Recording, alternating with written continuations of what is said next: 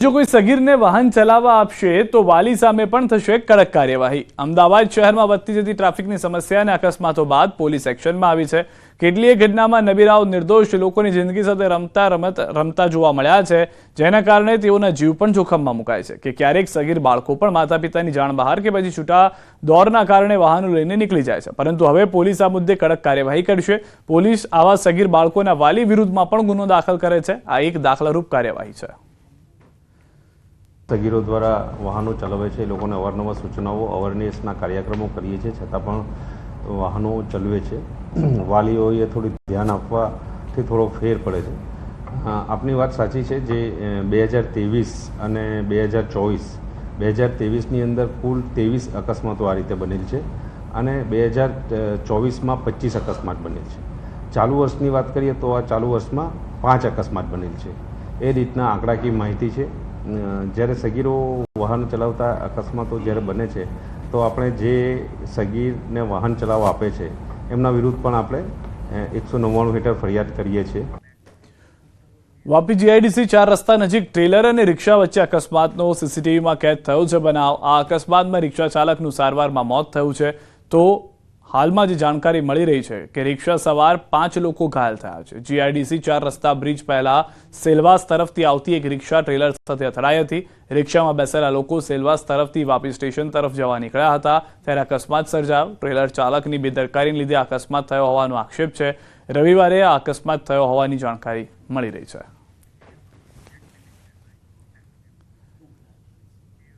રક્ષક બનો, રક્ષિત નહીં જેવા સ્લોગન સાથે વડોદરા ભાજપ યુવા મોરચાએ લોકોને ટ્રાફિકને લઈને અવેર કર્યા છે। રક્ષિત ચોરસિયા કાંડ બાદ લોકોમાં ટ્રાફિકની અવેરનેસ લાવવા માટે પ્રયાસો કરવામાં આવી રહ્યા છે, ત્યારે વડોદરા ભાજપ યુવા મોરચાએ અકોટા દાંડિયા બજાર બ્રિજ પર સોલાર પેનલ નીચે વિશેષ કાર્યક્રમ કર્યો। 100થી વધુ રિક્ષાઓ પાછળ અલગ અલગ સ્લોગન સાથેના પોસ્ટર્સ લગાવવામાં આવ્યા।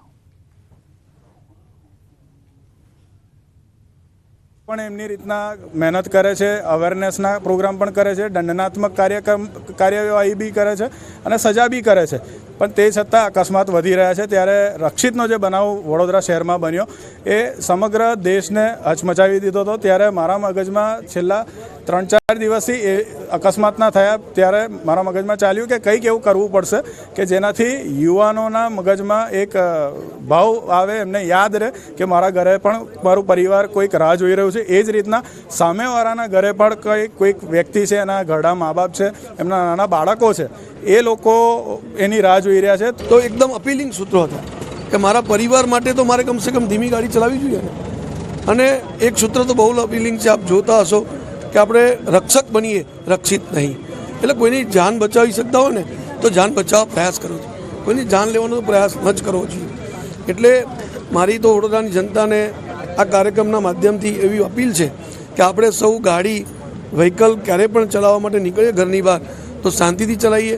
આપણી પણ સુરક્ષા છે અને સામેવાળાની પણ સુરક્ષા છે। છેલ્લા વર્ષમાં 100થી વધારે ટ્રાફિક પોલીસ દ્વારા અવેરનેસના કાર્યક્રમો કરવામાં આવ્યા છે સીપી સાહેબની આગેવાનીમાં, અને એ કાર્યક્રમની અંતર્ગત લેન્ડ ડિસિપ્લિન છે, હેલ્મેટ છે, ચાલુ મોબાઈલ પર વાત નહીં કરવી, સિગ્નલ ન તોડવું, ત્રણ સવારી ન ચલાવવી, તમામ બાબતે અવેરનેસના કાર્યક્રમો કર્યા છે।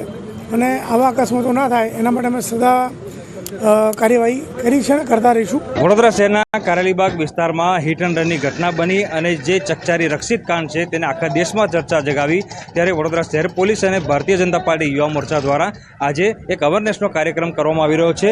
અહીંયા તમે જોઈ શકો છો કે રિક્ષાની પાછળ લખવામાં આવ્યું છે કે બી અ રક્ષક in someone is life not રક્ષિત। એટલે એવું કહેવામાં આવે છે ગુજરાતીમાં કે તમે જો બનવું હોય તો કોઈના રક્ષક બનો પરંતુ રક્ષિત ન બનો। ત્યારે આ સૂત્ર પરથી એક વસ્તુ યાદ અપાવવી જરૂરી છે કે રક્ષિતે જ્યારે અકસ્માત સર્જ્યો ત્યારે તે નશાની હાલતમાં હતો અને ખુદ ભારતીય જનતા પાર્ટી યુવા મોરચા અને વડોદરા શહેર જે પોલીસ જે છે તેમના દ્વારા વડોદરામાં કેવો વહીવટ ચાલી રહ્યો છે તેની પોલ જે છે તે આ બેનરો મારીને ખોલવામાં આવી રહી છે। ઉલ્લેખનીય બાબત છે કે મેં કીધું એ પ્રમાણે કે મોટાભાગના જે અકસ્માતો સર્જાતા હોય છે તે જે ચાલક હોય છે તે નશાની હાલતમાં હોય એ દરમિયાન અકસ્માત સર્જાતા હોય છે, અને જ્યારે રક્ષિતે અકસ્માત સર્જ્યો ત્યારે તે નશાની હાલતમાં હતો।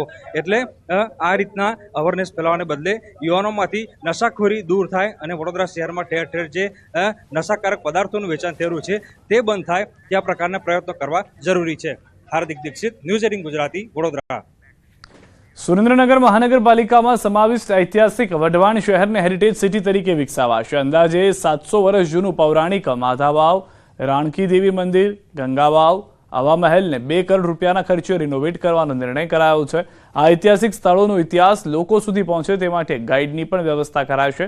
આ સાથે વઢવાણની ઓળખ સમા બાંધણી, કંસારા, ટાંગલિયા સહિતના ઉદ્યોગો માટે એક ખાસ હાટ બજાર પણ બનાવાશે, જેથી વઢવાણની ઓળખ સમા આ ઉદ્યોગને દેશ અને વિશ્વવ્યાપી બજાર મળશે.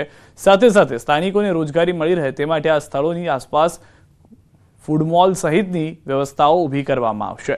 મહાનગરપાલિકા દ્વારા વઢવાણને હેરિટેજ સિટી તરીકે વિકસાવવાના નિર્ણયથી શહેરીજનોમાં પણ આનંદની લાગણી જોવા મળી રહી છે, કારણ કે હેરિટેજ સિટી તરીકે વઢવાણની વિશ્વમાં આગવી ઓળખ ઊભી થશે. આ હેરિટેજ સિટી બનતા આ બધા સ્થળોનો પ્રવાસન વિકાસ થતા વઢવાણની પ્રજાને તેમજ વઢવાણમાં રોજગાર વધશે અને પ્રવાસે આવનાર વ્યક્તિઓને પણ આ બધા પુરાતત્વ જોવા માટેનો ખૂબ જ લાભ મળશે અને વઢવાણની પ્રજાએ ઘણો જ આનંદ અનુભવ્યો. એમાં ખાસ કરીને મ્યુઝિયમની સુવિધા હશે, હેરિટેજ વોક હશે, રિસ્ટોરેશન સાથે ડેકોરેટિવ લાઇટિંગ હશે, ફૂડની વ્યવસ્થાઓ હશે. એના સાથે એક સર્કિટ તરીકે વઢવાણ શહેર, સુરેન્દ્રનગર શહેર અને દુધરેજ જો એક બહુ ઇમ્પોર્ટન્ટ રિલિજિયસ સેન્ટર છે ગુજરાત માટે, એના માટે અમે વિચાર કરી રહ્યા છીએ. 1500 વર્ષ જૂનું વઢવાણ શહેર છે.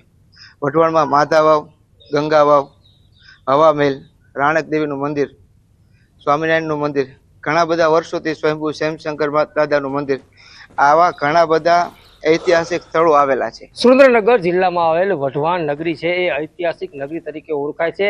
વઢવાણમાં આવેલ ઐતિહાસિક સ્થળોને હેરિટેજ સિટી તરીકે વિકસાવવા માટે મહાનગરપાલિકા દ્વારા ₹2 કરોડથી વધુની ફાળવણી કરવામાં આવી છે. ખાસ કરીને વઢવાણમાં આવેલ હવા મહેલ, માધાવાવ, ગંગાવાવ તેમજ મહાવીર સ્વામીના પગલા સહિત અને રાણક દેવીના મંદિર સહિતના જે ઐતિહાસિક સ્થળો છે, આ ઐતિહાસિક સ્થળો અંદાજે 500 થી 1000 વર્ષ જૂના ઐતિહાસિક સ્થળોને હેરિટેજ તરીકે વિકસાવવાનું મહાનગરપાલિકા તંત્ર દ્વારા આયોજન કરવામાં આવ્યું છે. અને ક્યાંક ને ક્યાંક જે વઢવાણની જે ઐતિહાસિક જે ઓળખ છે એને પુરાતત્વ વિભાગ દ્વારા ક્યાંક ને ક્યાંક માત્ર ને માત્ર બોર્ડ મારીને સંતોષ માનવામાં આવતો, ત્યારે આ વઢવાણનો જે ઐતિહાસિક વારસો છે એ લોકો સુધી પહોંચે